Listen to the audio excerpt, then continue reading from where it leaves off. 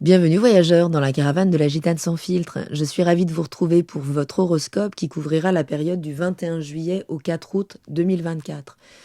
J'espère que ce mois de juillet ne vous a pas trop chahuté, hein. Même si vous êtes l'un des signes les plus adaptables du zodiaque, vous avez pu affronter quand même quelques bouleversements là. Donc si vous êtes Gémeaux, ascendant Gémeaux, ou si vous avez la lune dans le signe du Gémeaux, eh bien vous venez de vivre donc deux pleines lunes quand même très intenses, puisque dans un axe de transformation profonde, dans l'axe 8-2 de votre thème, celui des valeurs que l'on possède, de celles que l'on transmet, de ce qui est tangible d'un côté et de ce qui nous est caché de l'autre. Donc ça peut être un temps là de grande révélation, voire d'illumination, voire pourquoi pas de eureka, hein, qui pourrait surgir comme ça.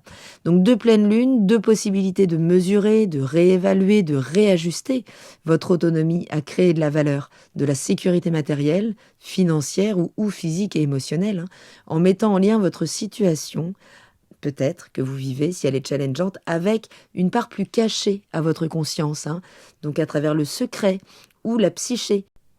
Et les choses pourraient se révéler là, pendant cette pleine lune, autour du 21 juillet. Surtout qu'elle est quand même beaucoup plus intense que la précédente, puisqu'elle implique Pluton. Donc la planète, de la grande transformation ou de la destruction sur ce qui ne peut plus être transformé. Donc forcément mélangé à nos besoins émotionnels, tout ça dans le secteur de l'occulte, forcément c'est assez puissant.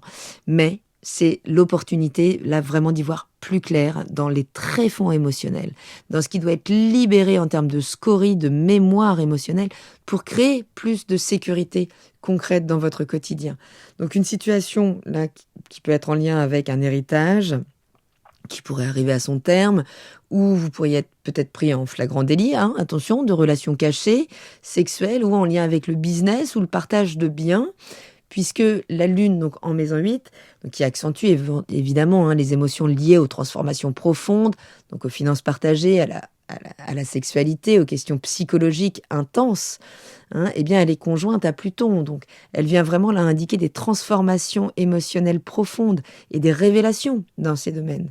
Donc vous pourriez vivre là vraiment la possibilité d'une grande régénération émotionnelle, mais peut-être en passant par des confrontations avec vos peurs ou avec vos désirs cachés ou avec ce qui va se révéler là, qui doit être transformé ou détruit. Donc je parlais de la confrontation puisque le soleil est en maison 2. Donc lui, c'est une espèce de spot là qui va mettre en lumière ce qui se passe en face. Donc oui, vous pourriez vous concentrer sur l'amélioration de votre situation financière, sur la gestion de vos ressources, mais en mettant au clair quand même ce qui se passe en arrière-plan, hein, ou clarifier donc vos valeurs personnelles, prendre soin de vos avoirs, prendre conscience de ce qui vous possède aussi et de ce qui ne vous permet pas de déployer l'abondance, que ce soit des situations, des personnes de pouvoir aussi, ou juste des mémoires émotionnelles enfouies. Mars rejoint votre signe. Alors là, c'est quand même la fête puisque c'est un plein d'énergie pour passer à l'action. Juste vigilance à la dispersion, hein, à ne pas partir dans tous les sens, à ne pas passer d'une action à l'autre, puisqu'il y a un petit peu d'hyperactivité dans l'air aussi, hein. Donc vous vous affirmez davantage pendant cette période où vous êtes plus à même de prendre des initiatives, juste une à la fois et sans agressivité. Voilà, ça va être un petit peu le mot d'ordre là. Donc oui, vous pourriez être gonflé à bloc, hein, peut-être par des prises de conscience ou des idées là, qui auraient pu germer. Donc quand Mars a croisé la trajectoire d'Uranus, donc mi-juillet, des projets innovants qui ont pu germer, vous pourriez là d'ailleurs en vérifier la tangibilité ou ce qui doit justement être ajusté pendant cette pleine lune. Uranus est toujours dans le secteur 12 de votre thème, travaille au long cours à réformer vos processus psychiques inconscients en lien avec le matériel, en lien avec le corps, avec les sens. Et quand elle est activée, là, par une planète rapide comme Mars, son processus justement se réactive pour venir provoquer des changements soudains ou apporter des innovations. Donc dans ces domaines de l'inconscient, des secrets ou de la spiritualité mystique. C'est pour ça que je parlais d'illumination aussi. Donc oui, vous pourriez faire face à des révélations inattendues là concernant vos motivations profondes. Vous pourriez être amené à revisiter vos aspirations spirituelles ou à vous libérer de schémas émotionnels inconscients, peut-être même en lien avec la gestation, puisque quand on est dans le ventre de la mère, le secteur 12, c'est aussi le secteur de la gestation. Quand nous sommes dans le ventre de nos mères, le contexte émotionnel vécu par la mère s'imprime sur notre psyché. Donc forcément, c'est compliqué à recontacter en termes de conscience, mais là, ce sera un bon moment pour ça, en tout cas pour libérer des scories émotionnelles là-dessus. Mais vigilance quand même, puisque là où est Mars, eh bien, il peut y avoir de conflits aussi. Donc, possibilité d'interaction là un peu vive avec l'entourage proche, le voisinage, la fratrie, dans le cadre d'apprentissage, de formation ou autre.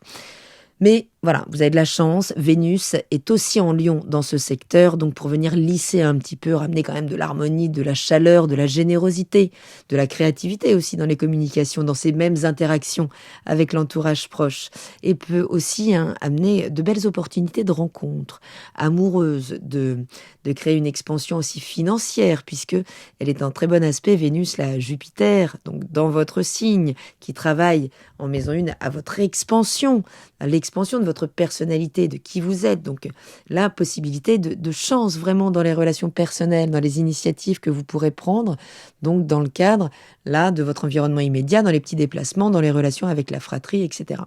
Donc quand même, vous pourriez bénéficier là d'une belle période pour renforcer aussi ces relations, pour améliorer votre confiance en vous. Propositions ou rencontres gratifiantes au programme, pourquoi pas. Juste encore en toile de fond, et je pense que là vous commencez à comprendre, puisque vous avez dû encaisser pas mal de frustration peut-être dans le secteur de la carrière ou des ambitions. Neptune rétrograde encore dans ce secteur, vient décrocher encore quelques désillusions qui devraient se détacher donc dans ce domaine-là, qui peut être un domaine qui aurait pu être suridéalisé. Alors peut-être dans la dernière incarnation, on parle toujours de karma avec les planètes rétrogrades, mais peut-être que ça a laissé une empreinte dont vous avez du mal à vous défaire, mais là, c'est le moment. Là, c'est peut-être finalement la raison pour laquelle vous vivez encore quelques frustrations ou des désillusions ou des limitations intérieures. Pendant que Saturne rétrograde, là, pendant cette période, mais il y a vraiment des désillusions à lâcher, un renouvellement, là, qui vous invite à aller fouiller dans vos mémoires émotionnelles pour vous en libérer et vous amener à revisiter vos objectifs de carrière, à affiner peut-être votre compréhension de votre vocation. Je vous invite à faire un tour là des périodes donc, qui vous seront plus favorables pendant cette période et de noter les périodes qui seront peut-être un peu plus tendues. Donc, on va voir ça en fonction des ingrès lunaires. Les ingrès, c'est le moment où la Lune, enfin un ingrès, c'est le moment où une planète ou un luminaire change d'énergie dans le zodiaque. Et quand elle change d'énergie, elle est propulsée. Donc, il y a une dynamique assez puissante. Et avec la Lune, eh bien, on parle d'émotions, évidemment. Donc, ce sont des moments un petit peu clés qui peuvent déclencher des sursauts émotionnels. Donc, autour du 21 juillet, eh bien, donc je viens de parler de cette pleine lune, évidemment, mais ce même jour, la lune passe dans le signe du Verseau, qui parle de votre besoin d'indépendance. Et dans ce secteur 9, là, il va activer Uranus, donc on a parlé un petit peu de la tension qu'il pouvait y avoir. Donc oui, c'est un moment qui vous est particulièrement favorable, puisque c'est une lune en signe d'air, donc vous bénéficiez forcément de l'énergie innovante, assez détachée émotionnellement aussi du Verseau. Mais attention, activation d'Uranus en Taureau. Donc inspiration, voire illumination, porteuse de changements positifs. Attention à comment vous les exposez, vous les explicitez. Dès le lendemain, le soleil passe en Lion, dans votre secteur 3. Et là, ça, c'est assez chouette, puisque là, c'est un secteur donc du quotidien, de la fratrie, des petits déplacements, de la formation, qui va vous apporter beaucoup de joie, beaucoup de plaisir dans les échanges au quotidien. Peut-être donc dans vos déplacements aussi, qui peuvent être très courts et vous satisfaire en soi. Mais vous pourriez faire des rencontres dans ces cadres-là, trouver des opportunités émotionnelles et ou, pourquoi pas, lucratives, ou faire juste de bonnes affaires. Donc, c'est une période particulièrement dynamique, où vous aurez envie de chaleur humaine au quotidien, où vous aurez besoin aussi de vous sentir valorisé, en fait, et de vivre de l'émotion pour vous sentir vivant. Le 23 juillet, aux alentours de 15h30, la Lune passe en Poisson et vient activer Neptune, dont je parlais, peut-être certaines désillusions dans le secteur de la carrière, puisque ça se met en tension avec votre signe. Donc, ça pourrait ramener un petit peu de confusion, là, des défis dans la communication, dans l'organisation. Donc, attention aux malentendus, surtout s'il reste des désillusions auxquelles vous vous accrochez en termes d'ambition, là, ou des gens que vous suridéalisez en termes de supériorité, de compétences hiérarchiques ou autres.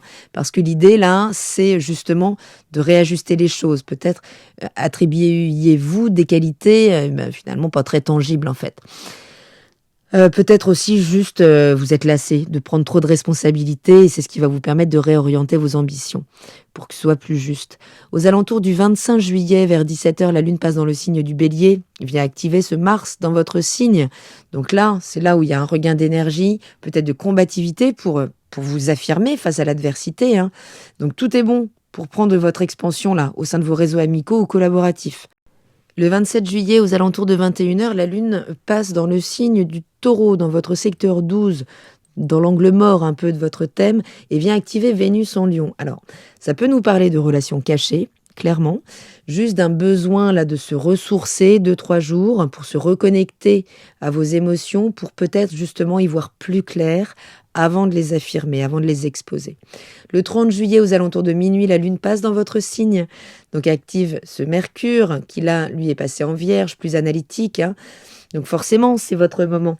Forcément, là, vous bénéficiez d'un regain de désir de communiquer, de vous adapter aussi. Donc juste vigilance parce que vous, d'un côté, on améliore vos compétences analytiques, vos échanges intellectuels, mais quand même, Mercure est venu là se nourrir de l'ego. Donc toujours vigilance à comment vous vous placez dans la discussion. Soyez à l'écoute de vos émotions et exprimez-les parce que c'est un moment où vous pourriez vous sentir entendu. Dès le 1er août à 6h, la Lune passe dans le signe du Cancer. Restez à l'écoute ici aussi de votre corps qui pourrait peut-être manifester des mots, mais qui sont là pour traduire vos besoins émotionnels inconscients. Donc soyez en contact avec vous. Peut-être c'est un moment de repli là hyper nécessaire pour restaurer votre univers émotionnel. Autour du 3 août, vers 14h, la Lune passe dans le signe du Lion. Et là, elle vient s'opposer donc à Pluton en Verseau. Alors, attention, l'opposition, là, crée clairement des tensions dans les dynamiques de pouvoir et de transformation. Donc, vous pourriez ressentir ou vivre des conflits intenses, justement en lien avec des luttes de pouvoir, peut-être en lien avec l'intellect, peut-être des complexes face à des gens donc, qui ont plus étudié que vous, ou que vous placez à un niveau qui n'est pas forcément réel d'ailleurs, mais il y a quand même l'idée d'opposition entre empirisme, expérience et connaissance ou haute compétence de l'autre, qui peuvent vous mettre dans un rapport pas forcément très confortable. Le 4 août, le lendemain, aux alentours, non pas aux alentours, à 13h13 exactement, ce sera la nouvelle lune en Lion. Donc sur le degré où était Vénus lors de la dernière pleine lune en Capricorne, dans ce secteur 3 dont j'ai beaucoup parlé. Donc là, c'est quand même plein feu, renouvellement sur cet environnement du quotidien relationnel qui peut amener plus de joie, qui peut mieux vous relier. Donc, que ce soit avec votre fratrie de sang ou avec vos frères humains, l'idée c'est d'épanouir vos rapports avec le voisinage, là, avec tout ce qui est autour de vous, dans votre zone de confort. Peut-être reprendre une formation courte justement pour pallier à un manque de connaissances là que vous auriez pu contacter pendant cette dernière période. Donc, notez bien là quand même. Donc les périodes de tension, certes, 23, 24, 25 juillet, mais super période, 21, 22 juillet, et à partir du 30, et surtout grande joie à partir donc du 4 août au quotidien, pas besoin de partir loin, puisque ça se passera donc en Lion pour vous émanciper, pour vous valoriser, que ce soit au niveau justement de vos valeurs émotionnelles, de ce que vous valez, ou concrètement d'amélioration de votre situation financière. Donc oui, des transformations émotionnelles profondes, là, parce que c'est la possibilité juste d'une régénération émotionnelle hyper intense qui pourrait ressurgir sur vos finances, sur vos relations intimes. Donc c'est une période pour vous confronter à vos peurs, à vos désirs cachés. Vous êtes encouragé à vous affirmer, à prendre des initiatives, à passer à l'action, mais des transformations, des révélations pourraient être hyper importantes pendant cette période pour vous libérer vraiment là de schémas inconscients qui bloquent quelque part votre abondance financière et qui est en contact avec une psyché, des comportements peut-être hérités par les lignées transgénérationnelles, mais tout un tas de schémas comportementaux qui pourraient se révéler à votre conscient. Mais gardez surtout en tête que malgré les réévaluations, là, ou peut-être encore les frustrations au niveau du secteur pro, au quotidien, vous ferez des rencontres. Il y aura des opportunités de chance avec Vénus, là, qui va vous apporter de la chaleur, des rencontres, et peut-être des biens, des possibilités.